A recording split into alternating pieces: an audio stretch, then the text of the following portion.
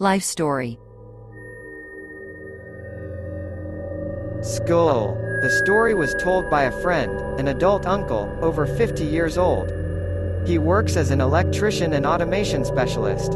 In general, the uncle is serious and not particularly inclined to mysticism. An acquaintance worked on shifts at a quarry for the extraction of manganese ore in the steppes of Kazakhstan. Once a worker on an excavator dug up a huge skull. The skull was almost twice the size of a normal, human one. They wanted to report to the scientists, but the leadership did not allow it. They say these archaeologists will come, fence the place of work, they will interfere, losses again. In general, they threw this skull into the dump. Only after a while the workers began to say that they met a huge black man in the quarry. Well, you never know what people will see. Only after a while they began to flatly refuse to go out on the night shift. They say, they work on equipment, and someone throws stones at the cabin. They come out and there is no one around. An acquaintance himself once went to lunch and said, "I see a dark figure on the opposite side of the quarry, obviously more than 2 meters. I come closer and suddenly the figure just disappears." Moreover, it was a sunny day. It is difficult to explain the play of shadows at dusk, for example. A week later, in the morning, the workers went on strike. They gathered at the management's trailer and refused to go to work in principle. They say that some black giant is chasing them, throwing stones, scaring them. In general, the situation has matured. They called a mullah from a neighboring village, found this skull, buried it. The mullah read prayers for the dead. After that, the incident stopped. Life story. John. I'll start with a little background. I work at a hardware store. We had a loader, John. Such a harmless one, he always carried out all the instructions. If you need help, he never refused. The schedule of work for sellers: 2 weeks you work, 2 at home. I worked, so my shift and went on another mini vacation. A few days pass, my husband calls me and says that our John has died. My husband works as a driver at our second base. I was shocked. For several years already got used to it, and it was good. And what is most surprising, they say that he died of a heart attack, although he was in good health. Here is the story itself. The day of John's funeral. My shift calls me and asks me to go out for a couple of hours, as John's mother asked her to go with her to the morgue and funeral home. So, I came, which means, to the store, accepted the shift. I sit calmly, I don't pay attention to the time. Why I said about the time, because it was 1 in the afternoon and at that moment he was buried, when the fire alarm suddenly blares. To say I was scared is an understatement. At first I did not understand at all what it was, because in the 3 years of working in this store, it never worked. I'll tell you more, the shift worker has been working here since the opening, and it has never worked with her either. Somehow I turned it off. I sit further, when suddenly she screams again. In general, while I was sitting there for about 3 hours, it turned on about 6 times, probably. But it didn't end there. In one of the warehouses, John had an old easy chair, he rested on it. I go into this warehouse and with peripheral vision I see as if he is sitting in an armchair. It was very scary. You know, he died in August, it's December now, but we all feel at work like he's here. A couple of times I heard him cough in the warehouse. Not so often now, of course, but for the first couple of months they often saw him with peripheral vision. I do not deny that it may just be self-hypnosis, I will not argue.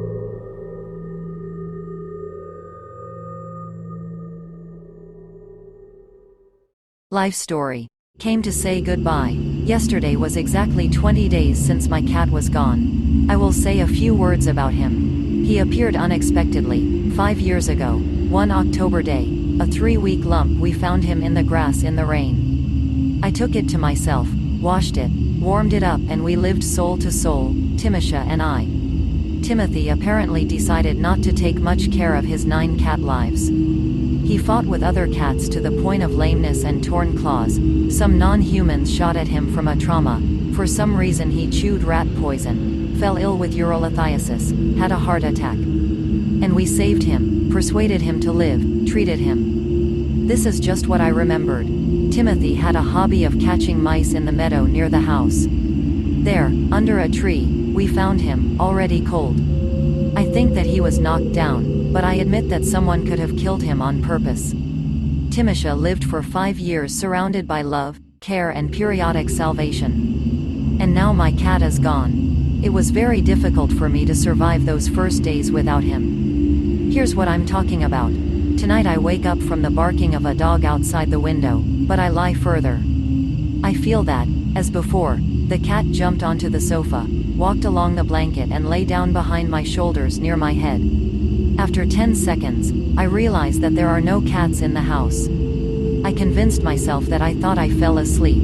In the evening, returning home after work, unlocking the door with a key, I feel that a cat has been stroked on my leg. Lowering my head down, I did not find anyone at my foot. Here I confirmed my guesses for myself.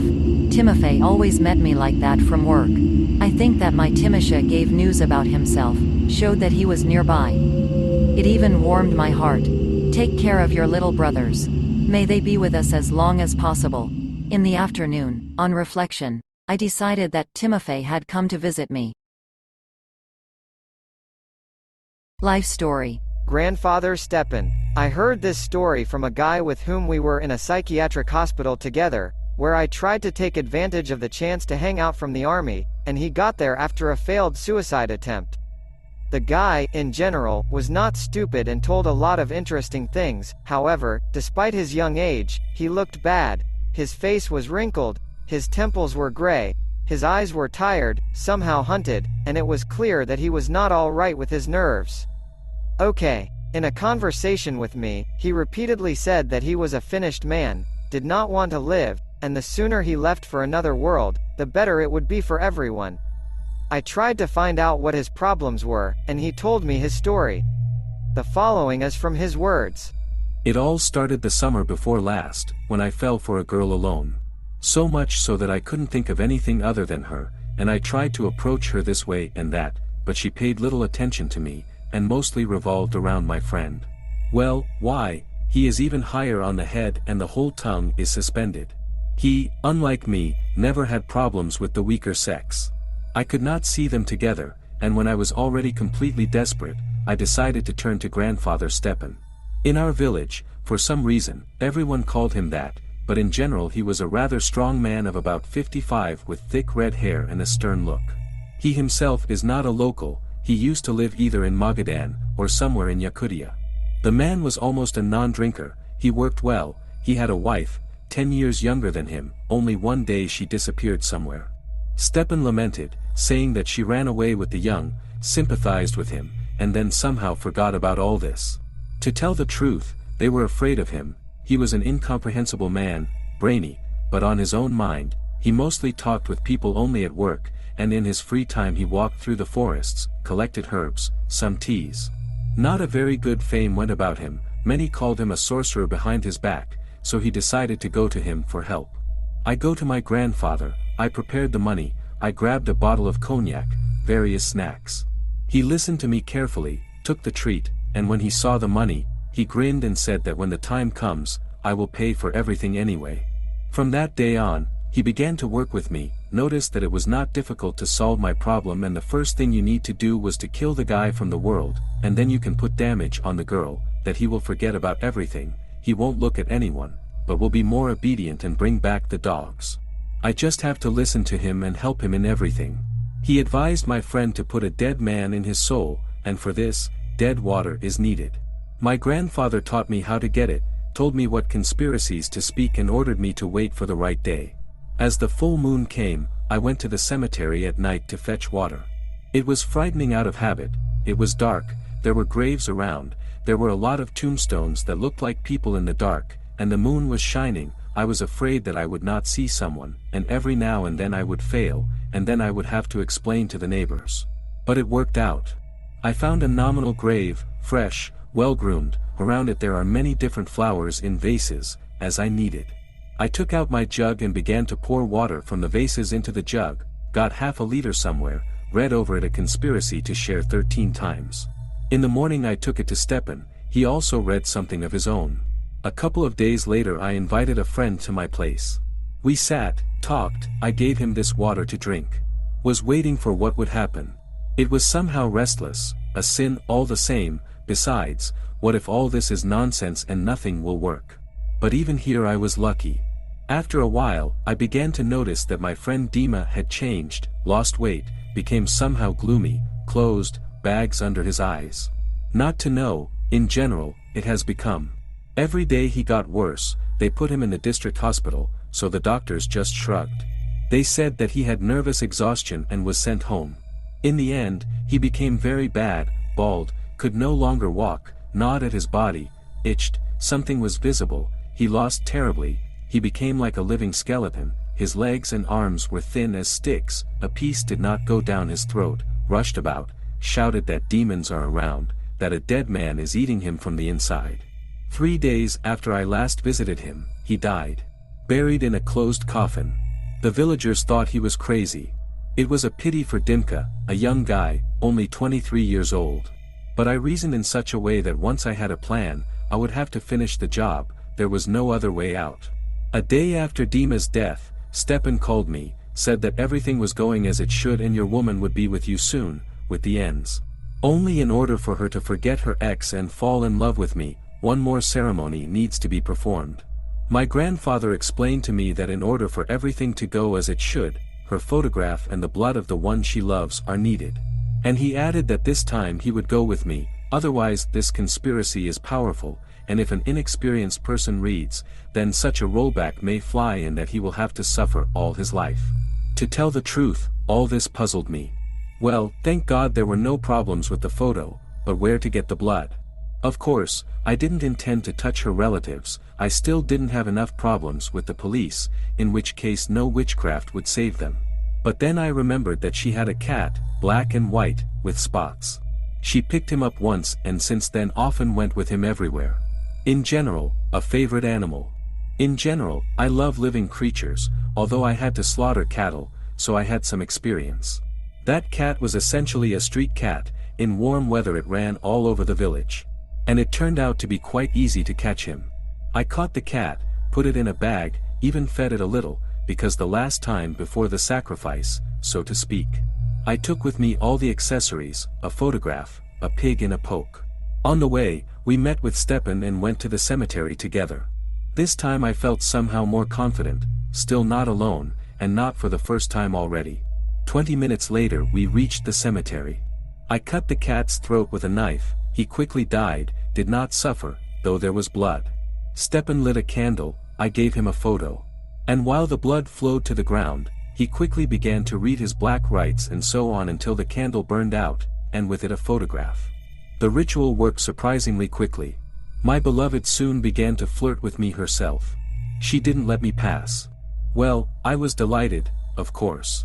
Offered her to meet, to live together. It's been like that for 3 weeks, I guess. And everything seemed to be fine, but only my girlfriend gradually began to change. And perhaps not for the better. Before all these events, she was lively, uninhibited. For a word, it will not climb into your pocket. And then it looks like they changed it. She became silent, agreed all the time, followed me everywhere like a tail. It, of course, seemed to be what he wanted, and he got it, but only the feeling is that you do not live with a person, but with a wax doll. In short, I thought a little and decided to go to Stepan's grandfather again and tell him to return everything as it was. Only he did not listen to me, rolled his eyes, grinned evilly, laughed in a strange way, declared that I was a fool and a cormorant, that things were not done like that, and for insulting higher powers and him personally, retribution would certainly come to me. Basically, I left with nothing. After such a reception, just in case, he went to church and prayed. And I decided that if nothing can be changed, then you will have to live as you lived, what will you do? Yes, but it turned out differently. I was returning one evening from work, and there was a crowd around my house, doctors, an ambulance. It turned out that while I was gone, Katia, my girlfriend, accidentally drank vinegar. She screamed so that it was audible on the next street, it was not possible to pump out, and she died in agony. The neighbors again wrote everything off as an accident, Wensip for a week or two, sympathized with me, and everything somehow calmed down. On the part of the police, again, there were no questions for me, and what questions could there be, the supernatural forces of evidence and fingerprints do not leave. Only I realized that without a sorcerer, things could not have done here. After deliberation, I decided to go to him, look into his eyes, so to speak, took all sorts of trinkets, suddenly he could pay off.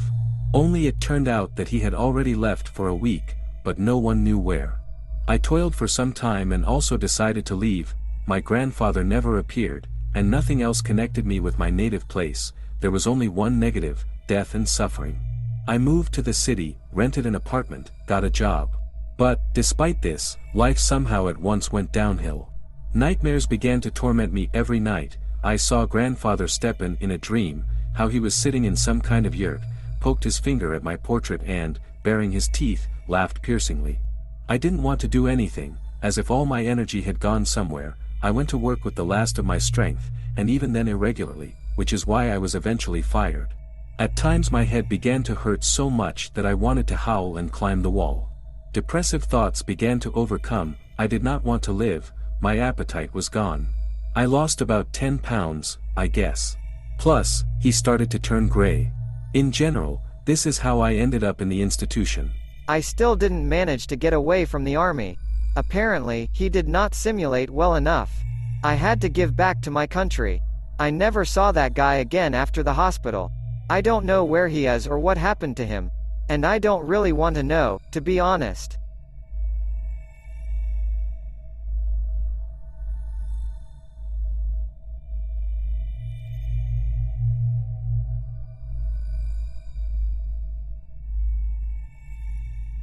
Life story. A few years ago, I had to participate in the funeral of a relative. The last desire of the deceased was to bury him not in a cramped city cemetery with a noisy highway behind a fence, but in his native remote village with old wooden houses, with a giant puddle in the middle of a single overgrown road, in which joyful geese are splashing. It was very difficult to get the coffin there. The village is far away from popular routes, and the quality of the road was terrible. But when we arrived at the place, I fully understood the decision of the deceased. The village cemetery turned out to be a most beautiful place, bright and poetic. The tombstones stood in a small grove, translucent through the rays of the sun. Soft birch twigs affectionately touched the face. Not far away, a herd of cows and a shepherd walked peacefully. There was no hint of the cemetery authorities. There was no need to buy a plot, to find out something with someone and crowd around. The peasants from the village, who remembered the deceased, helped to dig a grave in a free place. Not a single person there had any nasty things on their minds. Everyone saw off their relative on their last journey with love and bright memory. And since then I have been living with a strong feeling. Why, in fact, should our cemetery scare? Are there any vampires buried there? There are different people in the world, but most often they are our dear grandparents. And I calmly walk through the cemeteries, looking at the faces in the photographs, trying to imagine what kind of life these people lived. So one day I walk on a sunny day. I'm not in a hurry, everything around is blooming, squirrels with ravens are jumping on the tombstones. She glanced at several of her familiar graves. Here is a handsome brunette with piercing burning eyes, who passed away at the age of 40. I think, probably, he loved a cheerful life. Something went wrong. Here are the old people buried in the 20th year, I think with sadness. Maybe it was a wave of COVID that took people away. And here is a family burial from the 70s, a man, a woman and, apparently, their son, a young guy in uniform. The first to leave was the son, in the same year the mother, the father 7 years later. At the same time, the parents in the photographs can no longer be said to be young. Probably, their son was late, which means, as it happens in such cases, even more beloved. What happened, I think? Looks like something happened to the guy. The mother could not stand it, and then the father broke down. For the longest time I looked at the tombstone of a woman. She had such an open, kind face. If something tragic happened to a guy, he may not have had time to understand everything. My father stayed there for some more years, but my mother was mowed down right away. With what grief she probably lived out her last days, how tears filled her eyes when she opened them in the morning. I stood by the fence and in my thoughts wished all three of them an easy life in another world, so that they would never have to cry again. I had a single candy lying around in my pocket and I decided to put it on the woman's grave. Meanwhile, my daily life was seething with events. At work, I met a man, an intelligent and interesting person, began to call to relax in nature with him and with one married couple. In general, I don't have the habit of seeing a maniac in everyone I meet, but here, for some reason, I felt a little uncomfortable. He seems to be good, but there was some 1 minute when a sharp cold gleam suddenly appeared in his eyes and he said something frankly rude. Then he immediately remembered, smiled, laughed it off, as if he was pulling the mask back in a hurry. It didn't happen every day, but it did happen again. The lack of communication and male attention nevertheless began to take its toll. This man knew how to be interesting, and the offer to ride on the lakes was pleasant in itself, and one fine evening, climbing under the covers and turning off the night light in my single apartment, I decided that it's enough to sort through the stories from crime in your memory. You must agree and don't fill your head with nonsense. I woke up that night in some kind of warm haze. As if in the air on the sea beach. She lay like that for a couple of seconds, not understanding anything, although without fear. She lifted her head and began to twist it around. And suddenly, as if in the same light haze, I saw a woman. If someone had described this to me in advance, I would have been sure that at such a moment I would have peed from fear. But the strange thing is, contrary to all logic, I was not afraid. Gradually, the woman's face became clearer. I couldn't figure out if I knew her or not. But for some reason she seemed very dear to me. And she looked at me with real compassion in sad eyes on a kind sad face. I don't know how much time passed like that, maybe 2 minutes, maybe 10, they sat like that and looked at each other. And only at the very end, how would it be better to say it, not even her voice sounded in my head, but some kind of silent understanding appeared. Why are you with him somewhere? He is evil and heartless. Don't even talk to him. And after that, it was as if I was gently turned off into a dream. After waking up, it finally dawned on me that I had seen a woman on the tombstone of a family grave in the village cemetery. A chill went down my spine, not from her appearance itself, but from her advice. Was, I think, this type seems strange to me too. I tried to merge as politely as possible from the correspondence, and here it was not without his outbursts of aggression, which he again immediately tried to hush up. After a while, everything calmed down and was forgotten. And then colleagues told a wonderful story. As it suddenly turned out, the peasant had been consoling himself all this time with some kind of mistress. Apparently, one was not enough for him. And now the mistress safely drove off to the hospital with several broken bones with his active help. The man turned out to be an everyday sadist who knew how to smile sweetly in public. These are the things, dear ones, the dead are much kinder than the living.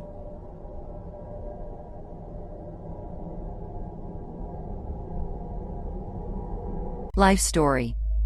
Life, not told by anyone, so I will try to convey it to you as it is, without distortion of real facts, embellishment and far-fetched illusions. The story itself took place over a fairly wide time span, and it can be divided into 2 real-life episodes. In order not to stretch my story, I will describe it in one story. The first episode took place in August of the 98th year. At that time I was already a full 14 years old. My mother and I went to visit relatives in a small town in the Lipetsk region called Lebedyen. To make it immediately clear to readers where it is, there is a large cannery for the production of fruit juices of famous brands. An ordinary quiet town on the banks of the Don, picturesque nature, kind people, not burdened by metropolitan concepts. I want to note that almost all of my maternal relatives lived and live in those parts. My great-grandmother lived there. I found my dear great-grandmother at a young age. She was already old, but I remember well how she made homemade noodles, rolling the dough with a rolling pin, how she took care of me. Her name was Praskovia, and I called her old grandmother. My sweet old grandmother passed away in the early 90s. Mom cried a lot when seeing her off. She spent all her childhood in her village. And now the summer of the 98th year, August, we are going to Lebedyen. Our relatives live there, and great-grandmother is buried. It so happened that a lot of relatives gathered at that time. They even came from the Leningrad region. Tons of adults and kids. When we went to the old grandmother's cemetery, they didn't take our children. We had to go there by car. The cemetery was in the Lebedyansky district, and there were only enough places for adults. I loved my old grandmother very much and asked my mother to take a photo of the grave. At least I see it. There were no digital cameras in those days, and I gave my mother my camera, which was given to me for a decade. At least I'll see an old grandmother. Mom took photos. Having a rest in Lebedyen, we went home. Many readers remember those times. The film was 12 frames, 24:36. Having snapped off the frames, the film was developed and printed from the photo negative. It was the same with us. When the number of frames came to an end, we developed the negatives and printed the photo. Among the photographs was the grave of an old grandmother. A modest monument made of granite chips with a small enameled oval photo made on a piece of steel. Below is a small shell for flowers. Nearby are 2 mounds of fresh earth with wooden crosses. Mom, who is that next to the old grandmother? Whose crosses and mounds are these? I asked, holding the photo in my hands. What kind of crosses and mounds? Is there only a great-grandmother? Mom told me and took the photo from my hands. I once again took the photo in my hands and was a little dumbfounded. Now in the photo there was only one monument with a sink and that's it. This story is very clearly ingrained in my mind. Although I was a child, I was of a conscious age, still not a kindergarten, 14 years old. The story was continued in the year 2017. That year, my grandmother, the daughter of that very old grandmother, died, followed by my grandmother's husband. They were separated by just a couple of months. I couldn't attend their funeral, I was overwhelmed with work. My mother went to the funeral. I was only able to come closer to spring. When I was driving to the cemetery, a strange thought burned me. I remembered my childhood. Yes, exactly. I didn't even doubt that I would see it there. The picture matched 1-to-1. Grandmother's monument of granite chips and 2 mounds with crosses nearby. Even a fine day in blue skies, everything was the same. I saw this picture as a child, I saw it clearly, and it stuck in my memory. And now, after so many years, I saw it in reality. I still have a photo of the grave of an old grandmother. But there is not what I saw initially. I saw clearly and without too much imagination. I saw exactly the picture that appeared there in reality many years later.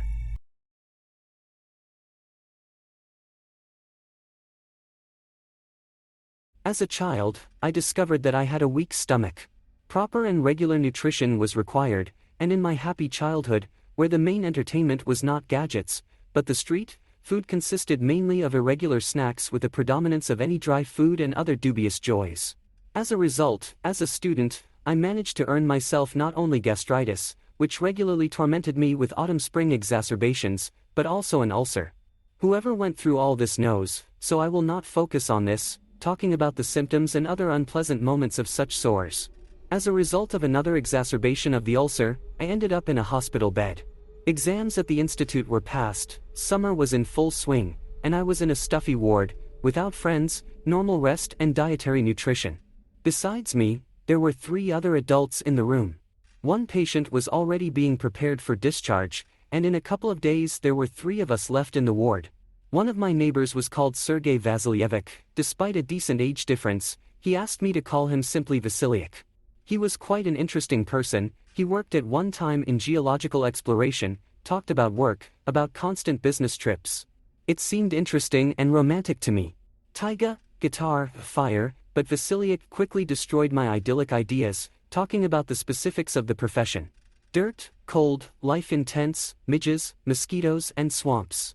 It was, of course, insanely interesting, but it is unlikely that we, ordinary inhabitants, will be able to imagine all the ups and downs of working in the north without seeing something like this at least once. Almost every day my neighbor's wife came to visit. An elderly, kind woman who, by age, was more like a grandmother to me than even a mother. She always came sad and talked for a long time in a low voice with Vasilyek, and I tactfully went out at that moment for a walk, if it wasn't raining, or just to wander along the corridor. If I knew then the reason for all this sadness and pain that this kind woman experienced inside herself, perhaps I would have behaved even more modestly, and would not have asked her with boyish enthusiasm how things were today, or whether she got home normally the day before. Vasilyek, as it turned out, was diagnosed with inoperable cancer. He faded right before our eyes. If the first few days I did not notice it, then everything became clear. God gave me 1.5 weeks of communication with this very interesting and wise man. Of course, I am not strong in medicine, but it seems that the hopeless are sent home so as not to spoil the statistics. I can be wrong, so I asked the doctors to forgive me in advance if I slandered. However, my neighbor was there until the very last day. The last 2 nights were especially difficult. He, apparently, in pain, periodically fell into oblivion, and then groaned slightly. Considering what pains could have been in this case, I think that this is a very courageous person. Moreover, in all the time I have never seen a person injected with morphine. Tablets were brought every morning, but, out of respect for the person, I did not ask what kind of medicine they were. I only found out about the diagnosis after his death, to be honest. Vasiliak had a pack of domestic cigarettes on his bedside table, but he did not smoke. He generally got out of bed only for sanitary needs. I quit smoking in my old age. Vasiliach told me proudly. Sometimes he took out a cigarette from the pack, sniffed it and returned it back. As I said above, for the last 2 nights my neighbor has been very ill. On the last night, rather even closer to morning, I did not look at the time, but the summer nights are short, and dawn was already dawning outside the window. Vasiliak called me by name. I'll leave today, I would just wait for my wife, said the doctor and went to the window. In the morning his wife, Vasilik, came in, breathing heavily, holding her hand and lying with his eyes closed. As usual, I left the ward and, despite the sunny weather, began to wander along the corridor. I was not at all in the mood to go outside. I walked for a long time. I didn't want to see a heartbroken woman, and I just wanted to let people talk normally. Returning to the ward, I discovered that the old people were not alone there. The doctor was sitting next to Vasiliak's bed. His wife was crying. Vasilik was breathing heavily. Say goodbye, said the doctor and went to the window. The woman held her husband's hand. I sat on the edge of my bed and looked at the floor. I used to see how people die, so there was no fear, only deep compassion for the person and his wife. Not knowing the diagnosis of a neighbor, I still hoped for the best in the depths of my soul. An hour later Vasilik calmed down. I looked at him. A wreath throbbed on the neck, it was visible, then it disappeared. The neighbor took a deep breath and, releasing the air, did not breathe anymore. His wife clung to his chest and burst into tears.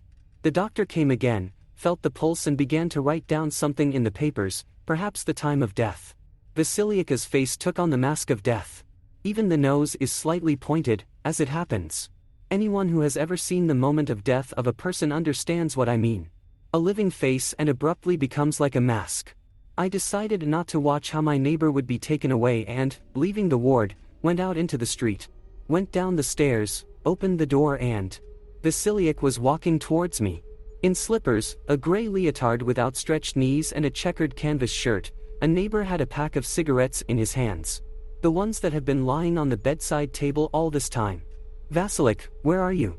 All I could say was... I understand that the question is stupid, especially to a person who just died in front of me, but I was so confused that this question was the first thing that came to my mind. Yes, he left the cigarettes on the bench, he left the cigarettes, and now it will rain, they will get wet. As soon as the door closed behind him, I walked straight down the alley and sat down on a bench. The bright sun shone, nothing foretold rain. I looked around. The world lived a normal life. Cars were driving behind the fence that separated the hospital from the road. The guard explained to the next driver that entry into the hospital by private transport was only possible upon agreement with the doctor. Another soul left, and the vast world once again did not notice it. Warm drops began to fall on my hands from a cloud that had come up from nowhere. And, indeed, it was raining.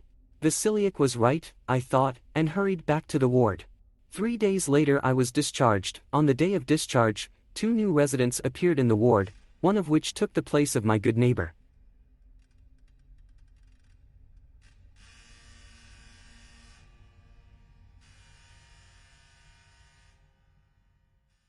Human friendship is a very powerful concept. If a person makes friends sincerely, empathizing with his comrade, respecting him and supporting him, as they say, both in trouble and in joy, then people carry this good feeling through their whole lives, and only death can break this union. The animal world feels this no less deeply, and sometimes it happens that animals become more devoted friends than people. The story that I want to tell you happened to me in 1995 in the city of Lubin. At that time I was 11 years old. It was the time of summer holidays and I came to rest with my parents to my grandparents. From early childhood I loved the forest and nature. In my native suburbs, this was enough for me in abundance, but the forests of the Leningrad region with their swamps, trenches left after the war and sometimes impassable thickets were a real exotic for me. Entire myriads of mosquitoes, swamps and hummocks, thorns and impassable thickets of raspberries, for me at that time it was a whole event.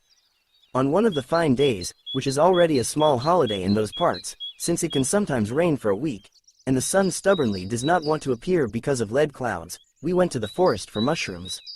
Me with my cousin and my dad. Suddenly, at the edge of the forest, I noticed an incomprehensible red spot. It contrasted sharply with the surrounding foliage and needles. Dad also noticed this and decided to see what was the matter. Coming closer, we saw that a stork was lying in the grass. Not sitting, but lying down. Actually, his red beak attracted our attention. Seeing our approach, the stork did not move, although he was alive. Dad gently turned it over to the other side and a sad picture appeared before our eyes. One of the wings was broken. Moreover, a fair bunch of maggots were swarming under the broken wing. Dad took off his jacket and carefully wrapped the wounded bird in it. We forgot about mushrooms for a moment. When they got home, they brought the stork to the garage. It is worth noting that the bird did not resist at all, apparently seriously exhausted. Dad chopped off the diseased wing with an axe, which was broken in half, and treated the wound with ordinary green paint. I carefully covered the wound with a bandage. Then we moved the bird to an old chicken coop. At that time my grandmother no longer kept chickens, so a small shed with a platform covered with sand and surrounded by a steel mesh was empty. The first days were the most difficult. The stork drank water little by little, but we did not know what to do with food. And suddenly I remembered that I read in books about nature that storks catch frogs. I cheerfully remember how my sister and I caught this French delicacy for him, and the stork accepted this food with pleasure. He tossed frogs and caught them with his beak. A week later, he was on the mend. A wild bird, but he wasn't afraid of me at all. I could even hug a stork and it would freeze. Every day I started with a campaign for live food for my pet. I began to let him out of the chicken coop and walked beside him while he paced on the grass. And then took him back again. I just went inside and he followed me. I became so attached to the stork that I fiddled with him like a child. He threw back his head and cracked his beak, and I strove to hug this beautiful and proud bird. However, my father's vacation came to an end. We had to go home. Grandmother, due to her health, could not take care of the bird. The sister agreed. She lived not far from her grandmother and was ready to help in this matter. We said goodbye hard. The stork felt everything. As soon as I arrived, he immediately came out to meet me. I hugged him, stroked the rest of the wing, from which there was only one short stump. Night train to Moscow, sleeping car, only infrequent lights outside the window. I dozed off. Suddenly I saw my stork clearly. I know birds don't cry. Tears in birds are possible, but in those who drink salt water, and these are not emotions. Birds are not capable of this. But my stork was crying. I saw it clearly, albeit in a dream. Then a calm voice said to me, "Hold him one last time, he says goodbye." I hugged and woke up. There were tears in the eyes. I didn't know then. I found out only the next morning that the stork died that night. In the morning my sister, having come to feed, found him already cold. My sister also buried me, next to the lawn where I walked with him. And so my unexpected but strong friend came to say goodbye to me, who did not live a day without me. This whole story happened a very long time ago, in the mid-50s with my grandfather. Grandfather then was already very ill. Although he was not yet 60 years old, he lay very often. His children and wife looked after him. Whatever food he needed was brought to his bed. He was not deprived of attention, but he was still offended that his children did not often communicate with him. Although the children already had their own family life, worries. So, the days passed as usual. Grandfather liked to sip a little for appetite. His wife allowed him. Under the bed he always had a bottle of vodka. And on that day, his daughter bought him a new bottle, which he did not open, but left for tomorrow. And in the morning the grandfather told such a story to his relatives. Some may not believe it, but still I will give it to you too. That night, my grandfather woke up from the fact that someone was standing near his bed. I thought at first that my daughter brought something. He called his daughter by name. In response, I heard, "No, I'm not your daughter and not your wife. I am your death. I have come for you. Get ready." Grandfather's blood froze in his veins at such words. What to do? Won't you run away? And I decided to talk to her before dying. And then I remembered that under the bed there was a bottle unopened. And oddly enough, he offered her a drink from the track. But after a glass, Death got a little tipsy and became kinder to grandfather. After the treat, she decided to thank him and offered him a choice of how many more years he wants to live. Grandfather decided that 20 years would be enough and he would not ask for more delays. And when he told his relatives in the morning what happened at night, everyone took out his bottle from under the bed. It was opened, and there was not enough, just a glass of vodka. And exactly 20 years later, my grandfather passed away. Believe it or not. My grandmother, my mother's own aunt, was a meek, calm, strong woman who raised not only her 4 children, but also 4 orphans left by her neighbors. The men perished at the front, and the women died of illness. There was a typhus epidemic. Granny, all her relatives called Mother, bore her nickname deservedly. Her mother said that when she was little, Grandma sometimes gave her a piece of bread and clean water in a jug, and ordered her to take it and give it to the captured Germans who worked on the construction of houses. Then they returned home, later, but many of them died from disease and post-war hunger. And those who died were buried in a small cemetery away from the city, behind a common cemetery. It so happened that one day several boys, distraught with grief, whose fathers did not return from the war, decided to desecrate this cemetery. They could be understood. Together with them, the younger grandmother's brother, 12 years old, also tagged along. They dug up the graves, scattered and defiled the remains. In the evening, the whole street knew about their act. Having learned about the participation of her younger one, the grandmother ordered to take all the younger brothers, including the defiler, shovels and choppers, and follow her.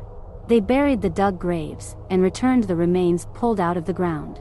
Grandmother read a prayer for the dead over them and asked them not to take revenge and not harm the living. That same evening, the eldest of the little vandals involved in the desecration came down with a fever. Then the rest of the boys fell ill, including my grandmother's brother. They died one by one, all but him. He was severely ill, emaciated like a skeleton, but remained alive. I was very young when my grandfather once told this story. Grandmother, who was immediately present, began to teach us never to insult the dead. How much time has passed, my grandmother is no longer there. I myself am gray-haired, but I remember her words, as now. Any bone has the right to rest. Do not anger the dead, otherwise you will anger God. See the bones, bury and read a prayer. Do not remember the prayer, just wish peace and rest to the dead. But the words of my grandfather, my grandmother's brother, were even more strongly imprinted. I closed my eyes, the dead Germans are standing. Their breath stank of the grave. Their eyes burned like fires. If not for my sister, they would have taken me too. There is a parable in the Bible about talents. About how the master, going to distant lands, gave his slaves money, talents, and each of them disposed of them in his own way. Someone multiplied, and someone buried in the ground. And here is another parable about talents from life. I grew up in an intelligent family and we were often visited by people who can be called not quite simple. I remember one frank conversation of 3 well-drunk losers, and to be honest, I have never heard anything more frank in my life. One was a former athlete, the second was a musician, also a former, and the third was a scientist, also a former and also not successful. Athlete history. He began to play sports in childhood, and by the age of 16 he had achieved serious success. He ran long distances, and did it better than anyone. I went to competitions, won, received diplomas and prizes. I was admired by both coaches and parents, the whole yard and my whole school. And I was very proud of myself. I loved sports more than anything in the world, and I was ready to train day and night, without any measure and any limit. He reached complete exhaustion. He dreamed of professional sports, Olympic victories, and of any other such thing. But fate had its own way. From hard training, my joints ached, and not only did I play sports, but I could not sit or stand because of the terrible pain. I began to be treated and soon the doctors signed a sentence for me: no sports, unless you want, of course, to remain chained to a wheelchair for the rest of your life. At the age of 19, I already drank heavily, tried drugs, and in general often thought that it would be better for me not to live at all. Now, of course, no sports, only memories and nothing more. The history of the musician. At the age of 5, a unique talent was discovered. At the music school, everyone set me up as an example and said that a big and interesting life awaits me. My parents, grandparents did nothing but tell everyone around me about me, causing genuine envy in people. Why did they boast? Could this be the reason for my failure? After graduating from the conservatory, surprisingly, no one needed me. Why? I don't know. I don't need it. Maybe he couldn't present himself. Maybe there's another reason. I was just amazingly unlucky. The black bar changed to even blacker, and I didn't know what to do. There were suicide attempts. There was a long treatment in a psychiatric hospital. And a few years later, I discovered that my musical talent had dried up. That is, not that it completely disappeared, but somehow not like before. I remember how one told me that I didn't have any special talent. There were just parental ambitions, and my unshakable belief in my own uniqueness. These words really upset me. Now there is no music at all.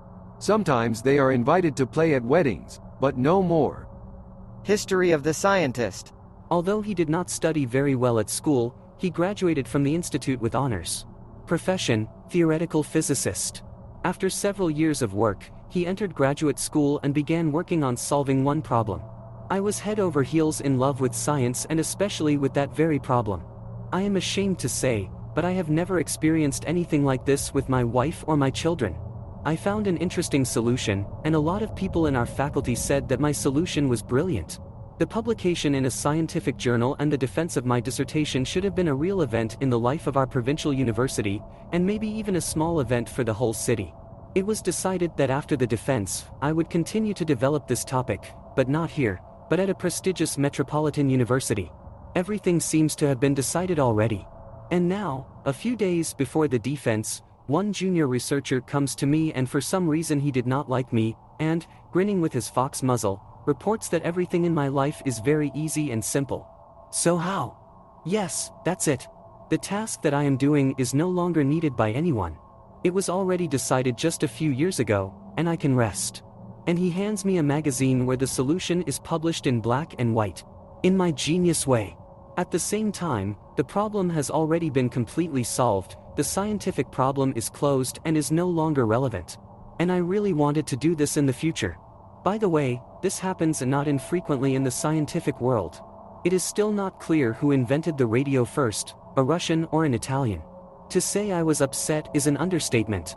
On the same day, everyone knew about this incident, and all of my senior colleagues and scientific leadership somehow unanimously turned their backs on me. Nobody wanted to take responsibility. There was no defense and no dissertation. A few days later I ended up in the hospital. Now I work at school as a teacher, and I can't even hear anything about science. She ruined my life, and it would be better if she did not exist. And here my story about talents takes a mystical turn. Whether it was a childish hallucination, or some kind of vision, I myself cannot say. Suddenly, at the table, near the athlete, musician and scientist, a hunched old man with a long white beard appears, materializes right out of thin air, and tells his strange and terrible revelation. Talents are such creatures of a demonic nature that live in a person, and have only one goal, to torture him and destroy him. A person rejoices in his talents, wants to develop them, achieve recognition, fame, money. But the demon has a completely different goal. This day was the most terrible in my life. After that, my parents noticed that I somehow changed a lot, went into myself. And then I had a dream. There are 3 people sitting at the same table in our house who look exactly like those losers. But only they are not people, but some kind of devils or demons, because there are barely noticeable horns on their heads, and claws on their fingers. And some evil eyes. These 3 sit and drink wine from glasses, and it is red as blood. Each is holding a luxurious flesh-colored leather folder. They open their folders and take out beautiful sheets of embossed paper that look like letters. On each of them is a golden stamp, and the name and surname of the tortured human victim. And these devils tell how hard it was for them to torture the unfortunate, they boast of their intelligence and resourcefulness. I don't remember any further details. I only remembered that they sat at the table for a long time, drinking wine and, proud of themselves, said what an important thing they were doing, breaking, distorting and destroying human destinies.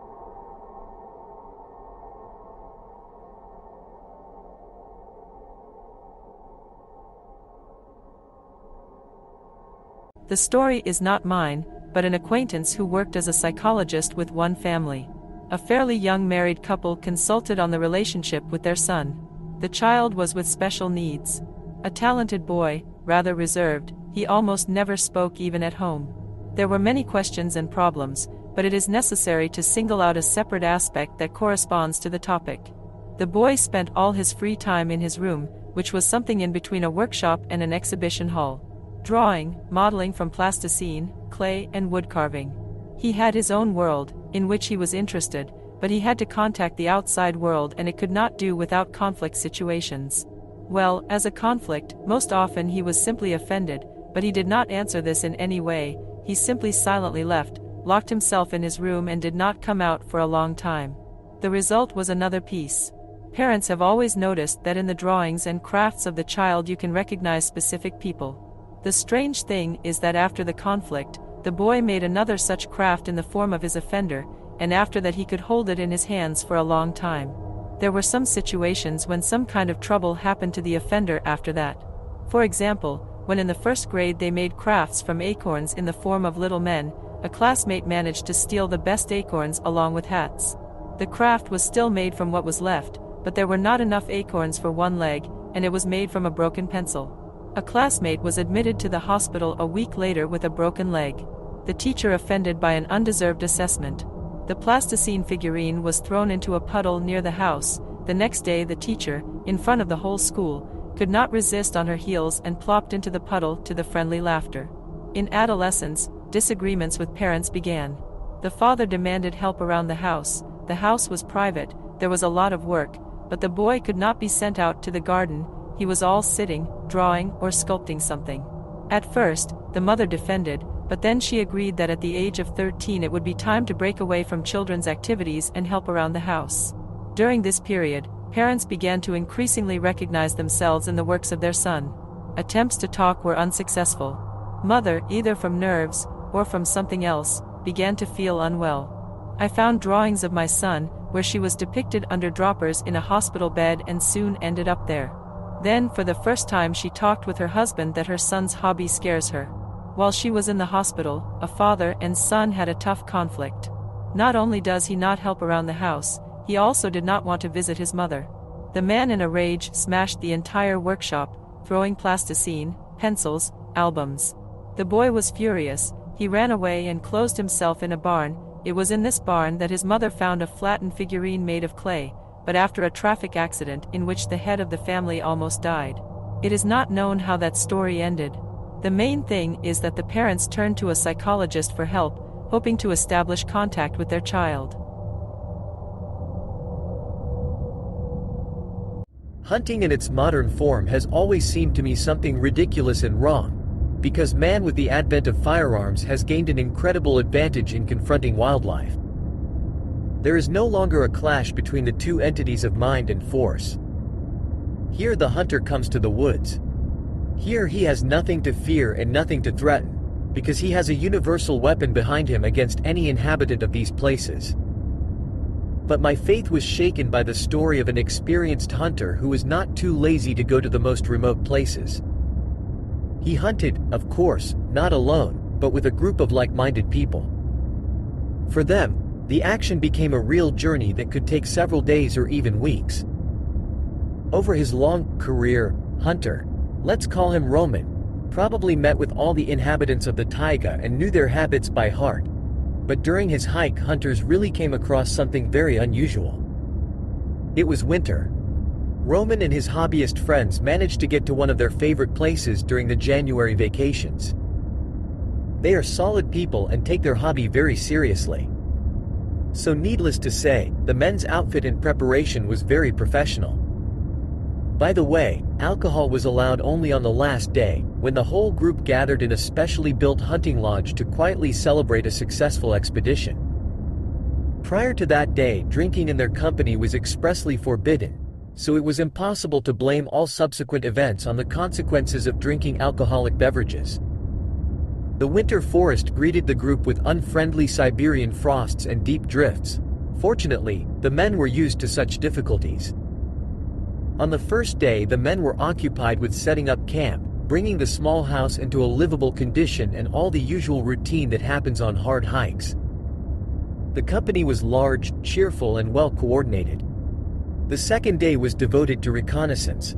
The hunters walked all the known animal trails, carefully checked for bear tracks, and so on. A full-fledged trip out into the wilderness was not planned until the third day, but it was not destined to happen. In order not to lose time, a large company on the day of reconnaissance was usually divided into small groups.